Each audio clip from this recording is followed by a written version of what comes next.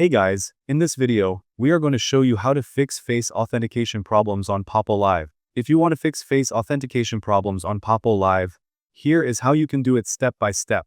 First, open the Poppo Live app on your mobile phone. Make sure you are already logged in, or create an account if you have not done so yet. Once you are logged in, tap on the bulb icon at the bottom right corner to go to your profile. Here, you will see multiple options in the middle of the screen, including the Auth option. Then, tap on Auth to proceed to the authentication page. Next, select the Face Authentication box by tapping on it. A screen will appear showing important precautions that you need to follow. These may include things like avoiding any cover over your face, ensuring there is enough light in the environment, and ensuring that minors are prohibited from completing face authentication.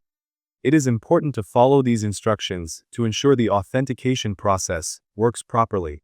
After reading the precautions, tap on the Start Certificate button. You may need to confirm your decision to proceed.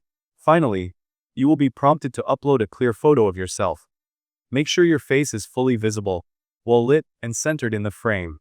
Submitting a clear and proper photo will help resolve any face authentication issues and complete your verification successfully. Now, select the photo from your gallery.